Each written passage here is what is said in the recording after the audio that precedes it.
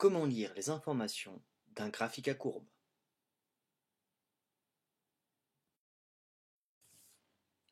Quelle est la masse des plants de blé 15 jours après les avoir mis en terre? Cherchez l'information dans l'un des graphiques à votre disposition. Et on prend lequel? Celui qui parle des plants de blé. Tiens, Ah, non, c'est pas le bon. mais comment savoir ce que je peux connaître avec un graphique? Tu peux lire le titre et les sous-titres s'il y en a. Alors, nous avons le suivi des températures dans le parc, la masse des plants de blé dans le grenier et le changement de la masse des plants de blé après leur mise en terre. C'est celui-là. Oui. Alors, on cherche la masse des plants de blé. On doit pouvoir trouver l'information quelque part. Je sais pas trop où en fait. C'est la courbe qu'il faut regarder. Et elle représente quoi?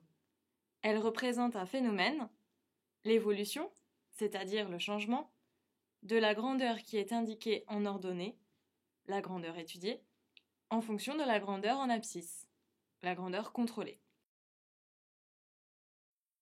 Ah! Et que signifie ce point précis sur la courbe alors? Chaque point est une information qui associe une valeur de la grandeur étudiée à une valeur de la grandeur contrôlée. Pour trouver ces valeurs, on se place sur le point, on trace avec une règle la droite horizontale, elle coupe l'axe des ordonnées, on lie alors la valeur de la grandeur étudiée à l'intersection avec l'axe. D'accord. Et pour trouver la valeur d'une grandeur contrôlée, on fait la même chose en traçant cette fois-ci une droite verticale, c'est ça? Exactement. Ce point de la courbe signifie donc qu'à 6 correspond 2. 6 et 2 quoi? C'est en quelle unité? 6 grammes et 2 jours?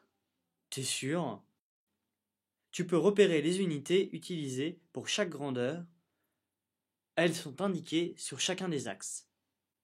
Ah oui, c'est 2 grammes. Et 6 jours. Alors, on cherche la masse des plants de blé. Il suffit de trouver le point correspondant du coup sur la courbe. Qu'est-ce que tu cherches et qu'est-ce que tu connais? Je cherche la masse des plants de blé en sachant que c'est 15 jours après les avoir mis en terre. Le temps est en abscisse, je regarde donc la valeur correspondant au temps après mise en terre, 15, et je remonte sur le point à l'intersection de la courbe.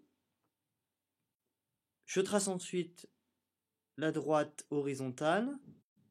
La valeur recherchée est donc 4,8. Ça veut dire qu'à 15 jours correspond 4,8 grammes. On peut donc répondre que la masse des plants de blé 15 jours après les avoir mis en terre est de 4,8 grammes. Et si on connaît la masse et non le temps, on fait le chemin à l'envers, c'est ça? C'est ça. Par exemple, si la masse des plants de blé est de 4 grammes, cela signifie que il y a 13 jours qu'ils ont été mis en terre.